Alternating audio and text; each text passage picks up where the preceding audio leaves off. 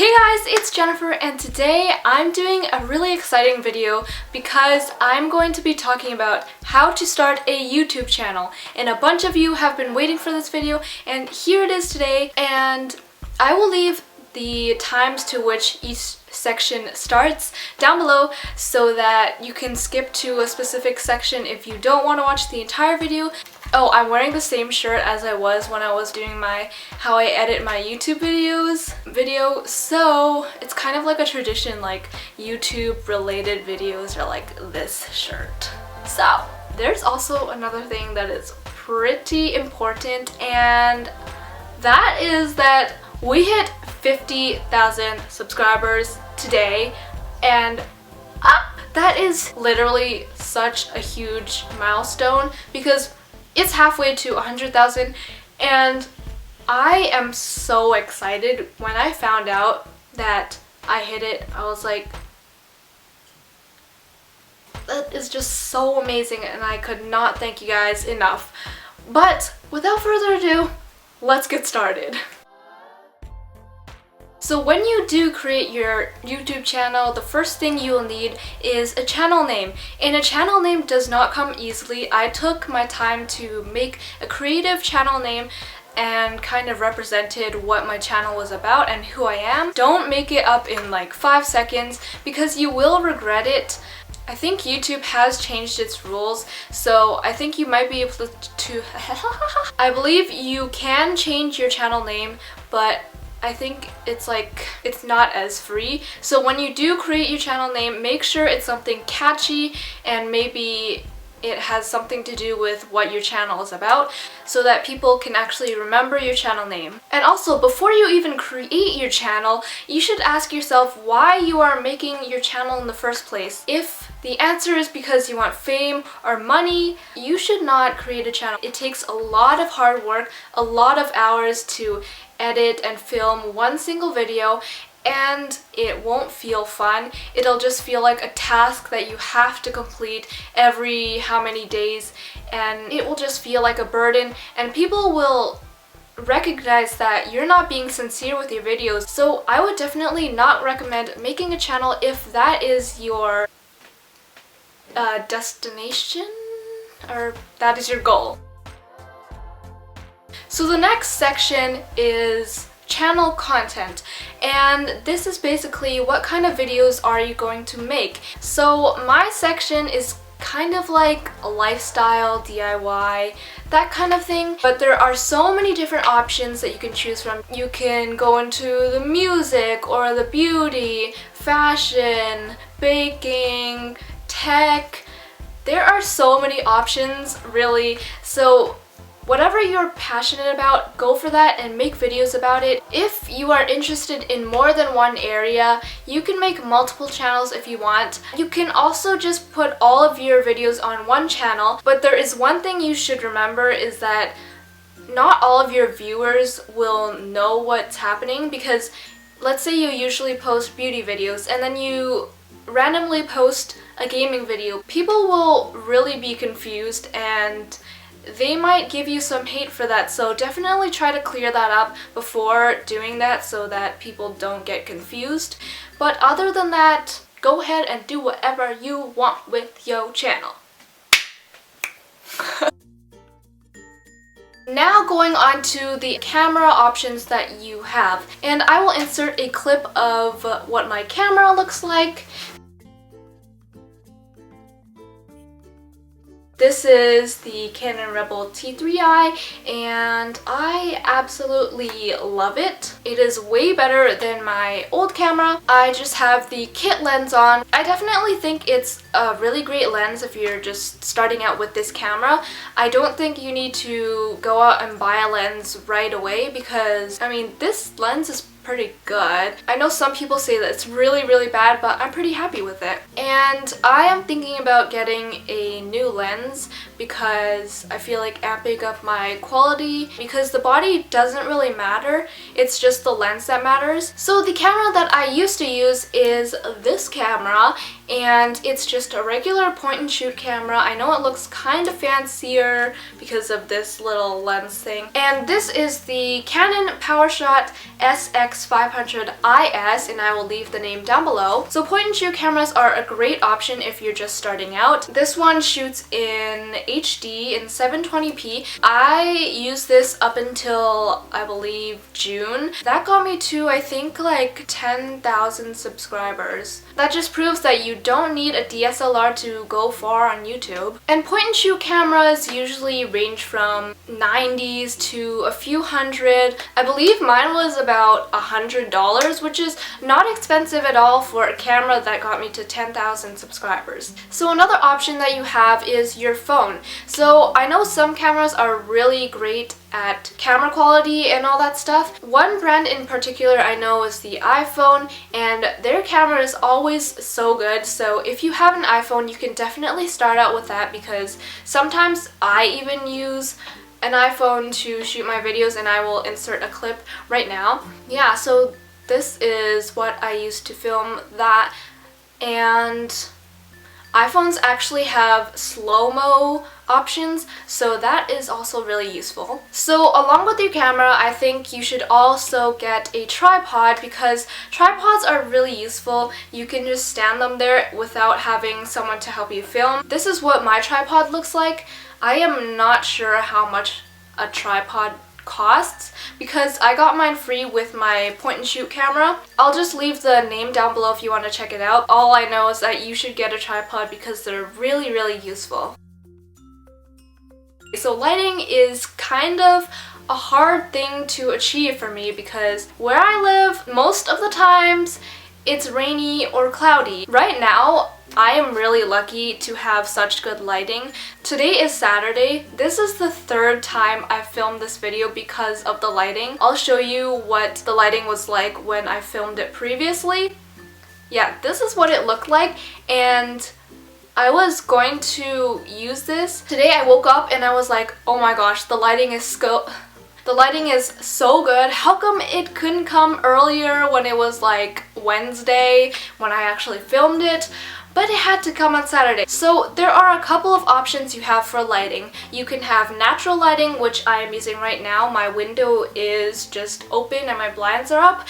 And you can also use artificial lighting. So in my opinion, natural lighting is the best lighting that you can get, because the sun makes everything bright and colorful. So I know a lot of people say that you do not need to go out and buy artificial lighting, but unfortunately not all of us live in a place where it's always sunny. I live in Canada, so right now we are going into fall and winter, and the sun is just not coming up as often. And as you saw in that video, it didn't look that nice. So I find that I do need to get artificial lighting. I have ordered some studio lights that haven't come yet, and I do plan on using them. So I think you are the best judge for your own situation. If you have a lot of sun in your area, I wouldn't recommend buying studio lights, because if you have enough sunlight, then you don't need lights. And if you're just starting out, I don't think you need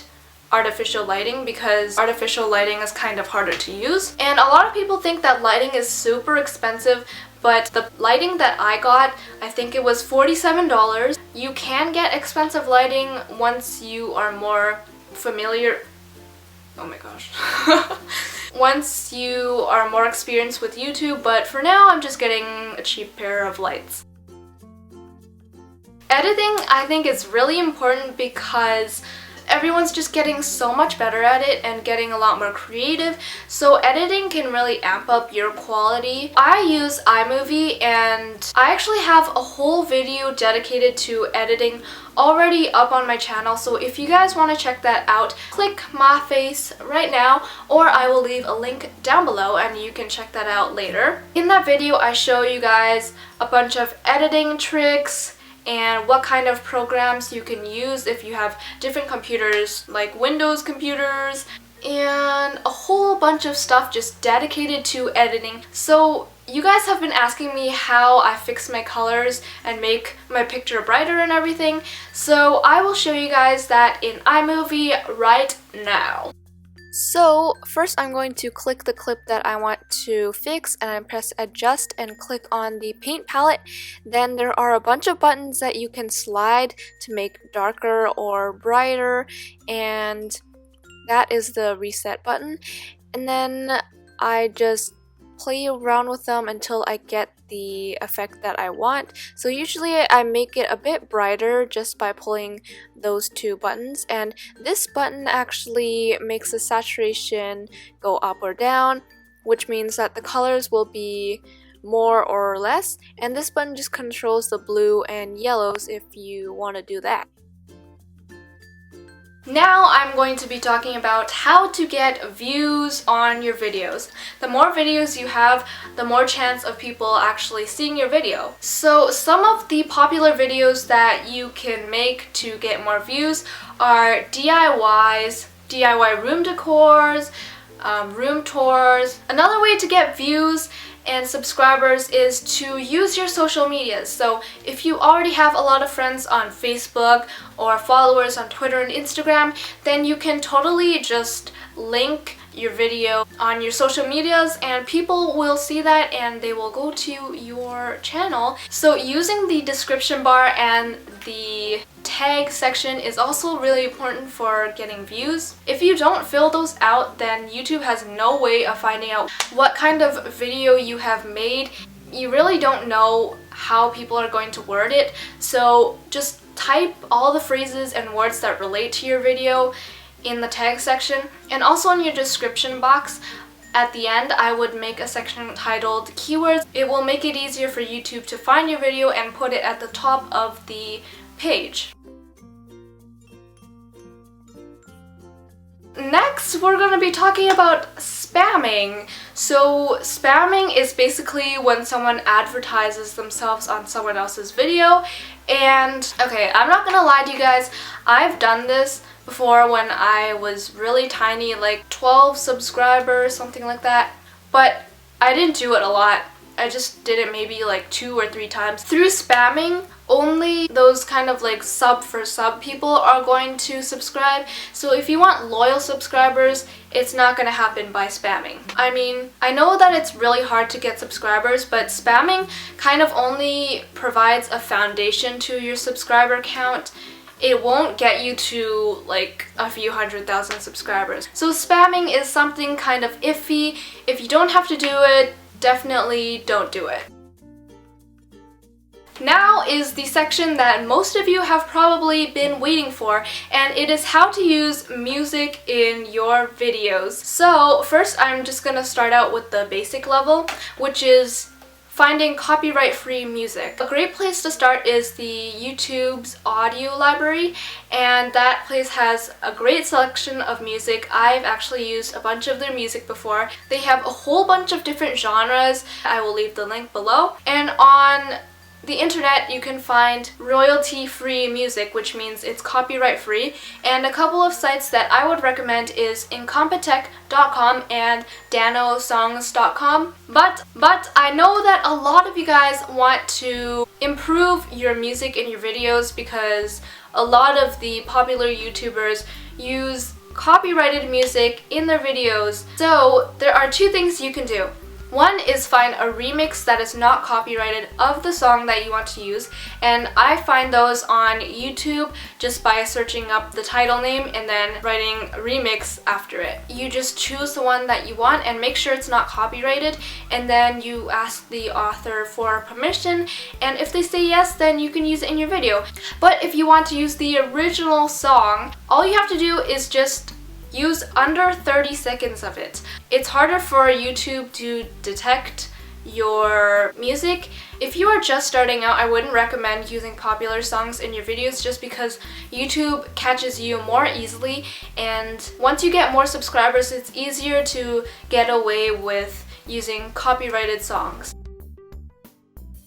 To monetize your video means to make money from your videos, and to monetize your videos are really simple. I will leave a link down below to a video where you can watch how to monetize your videos. And after you can make money from your videos, there are these things called partnerships. And right now I'm just partnered with YouTube, and that is the simplest you can go because you're automatically partnered with YouTube when you monetize your account. But there are so many networks on YouTube that you can join. There's Style Hall, Machinima, Maker Studios, 17, Awesomeness TV, the list goes on and on and on. Don't just jump on the first opportunity you get to join a network because most of those networks are probably not very good. The reason why I'm not partnered with a network is because I've talked to some people and I've done my research about some of the networks here on YouTube, and I found that a lot of them don't really do anything for you. They don't benefit you. When I was a smaller channel, I was like desperate to